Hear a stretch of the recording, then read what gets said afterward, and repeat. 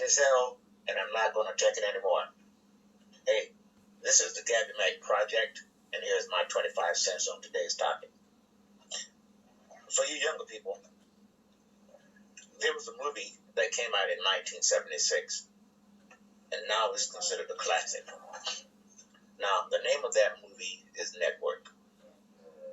The star of the movie was Peter Finch.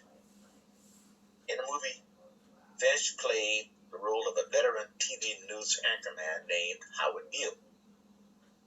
Now, you see, Beale was an aging TV news broadcaster whose show was suffering low ratings, and word was going around that he was going to be fired.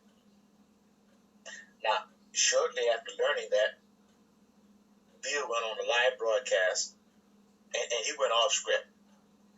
I mean, he went really off script in a big way. During the broadcast, he announced that he was going to commit suicide on live TV. Now, in the movie, Beale went on a long rant to let out all of his frustrations with the world. But in what has become an iconic moment in the movies is when Mr. Beale says, "I'm mad as hell, and I'm not going to take it anymore." Beale then urges his viewers to go get out their chairs, go to their windows, stick their heads out and yell, "I'm a human being. God damn it. My life has value. I'm mad as hell, and I'm not going to take it anymore." Okay, fast forward 40 years later. Black men are now saying that same proclamation. We're mad as hell, but we're not going to take it anymore. But instead of saying it on TV, they're using the internet. And their voices and messages are being championed by a pretty large contingent of internet content creators. For my 25 cents.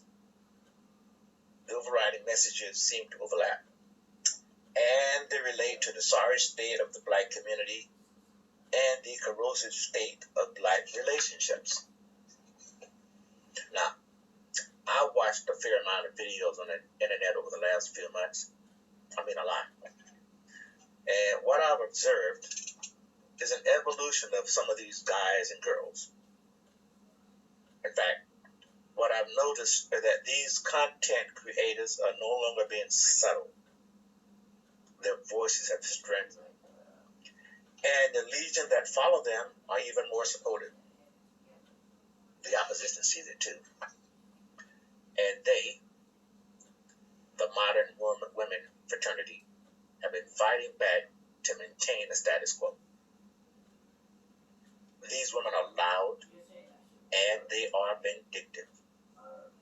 They are some nasty human beings. And they are using every tool in their toolbox to try and destroy the content creators with opposing views. They try shaming, name calling, whatever it takes to keep the men quiet. Here's my 25 cents. None of that is going to work this time. You see, the message about how to strengthen the Black family and how to build better relationships has an audience. And not only with men. Some women are joining the ranks, and that's what really have the modern women terrified. I've watched some of their content creators, and I have to say they look deranged. And their arguments are not just resonating in today's environment. It just isn't. You see, the men and women who are listening to the manosphere want a different outcome because they've seen and experienced what's happened in and to the Black community over the last 50 years. And to a large degree, they are dismayed and saddened. They have witnessed up close how matriarchal type family structure has been detrimental to the Black community.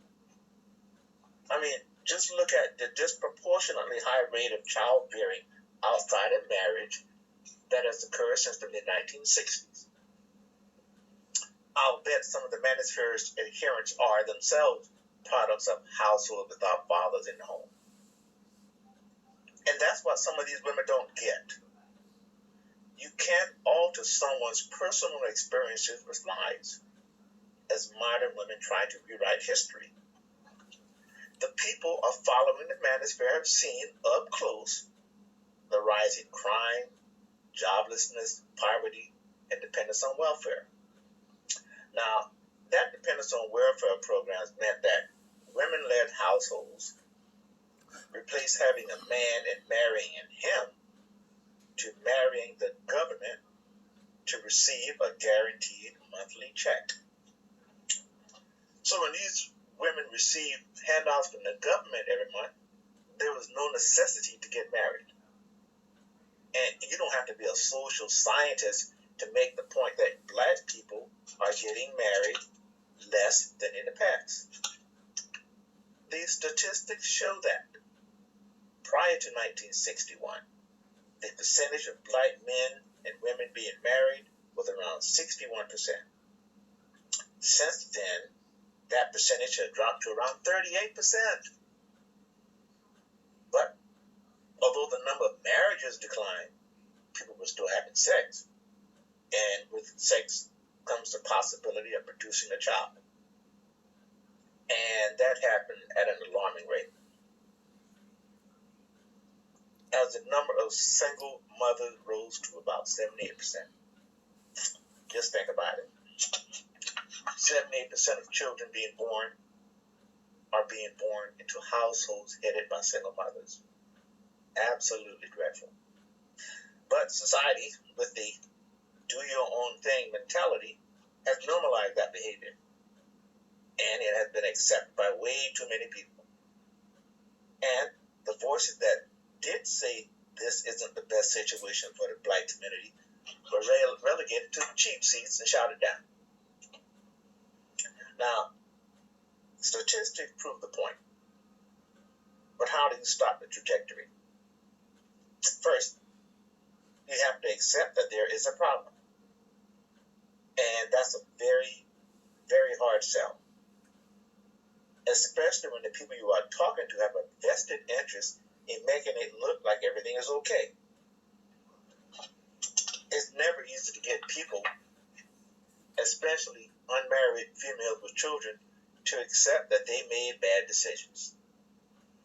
It's even harder to do when evidence has a face. The face of a baby, a youth, an adolescent, or a young man or woman who is sitting across the table from you. But it should be uncomfortable, very uncomfortable. How can you not have seen the benefits of having a man or father in the household? If nothing else, pure logic should have convinced everyone that household with a father is a better deal, a better situation. To know that ideal is lost is absolutely madness. It's intuitive, pure common sense, that a father acts as a counterbalance to a mother's emotional outpourings. Furthermore,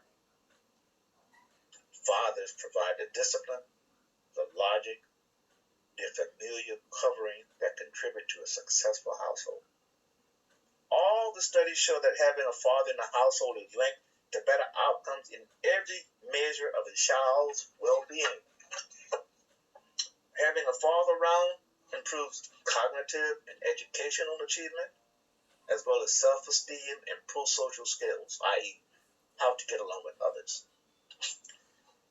Maybe we'd have children with better manners.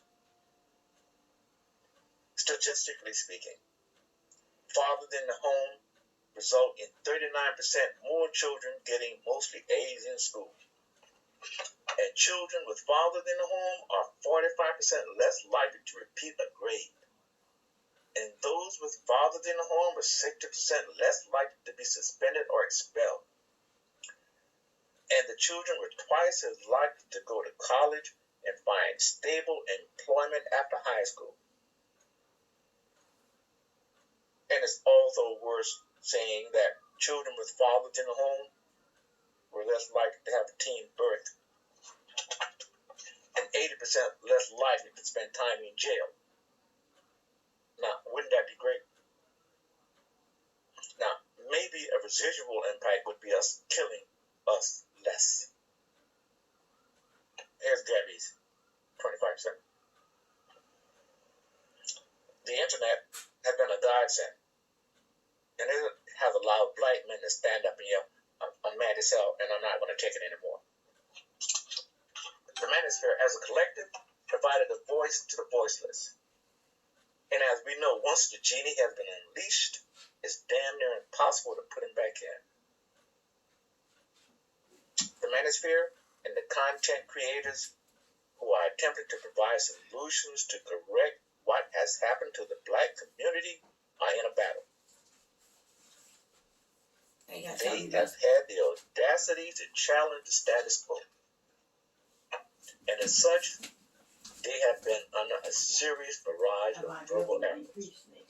But the best part for creators like Kevin Samuels, MTR, the Poor Man Podcast, et al., is that their attackers are inarticulate, vulgar, and loud. And when you can't make a coherent, clear counter-argument, you lose. Not only are men in the manosphere holding their own, the legion of like-minded supporters seem to be growing. And to some of the content creators' credit, they are playing offense, not defense. They aren't sitting in their bunkers and taking incoming fire without responding in kind. But you can only do that if you believe in what you say. And I think they genuinely do. But what has also happened is the people I see on the internet, for the most part, are articulate and can succinctly present their cases to the masses in well thought out, understandable, and sometimes humorous ways. Their detractors, on the other hand, are for the most part inarticulate, vulgar, and very loud. I'm sure their messages will be resonate with a very small but loud group of like-minded people. But I think for the most part, the majority will sign on with the manosphere. I'm sure that content creators know their support is increasing.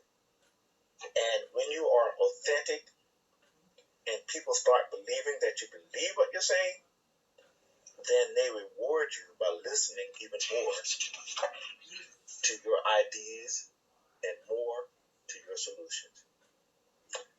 What I find fascinating is one thing to talk to an audience of believers, but when your message starts to resonate with both sexes, its impact is exponentially strengthened. I've even heard a few female YouTubers join in. A shout out go to Erica Lachey and Courtney Michelle, who do great work.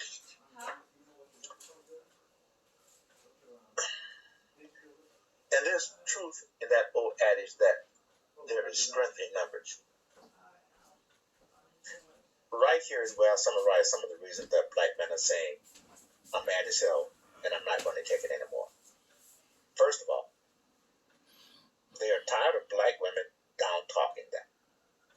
Second, they are tired of being disrespected as potential leaders. Third, they are even more pissed off that black women will use a man's child as a weapon to punish the father. But to close it out, black men are really angry that black women won't allow them to be the head of the household. And that is probably going to be the hardest nut to crack, especially since it's been the other way around for decades. Giving up power voluntarily is a hard sell. We have to see how that plays out. In closing remarks, let me salute all my veterans, active duty service members for keeping us free, and to all my police men and women and firefighters for keeping us safe. Because of all you do, we can voice our opinions on the internet. next time, Gabby Mack, signing out. Please subscribe to the channel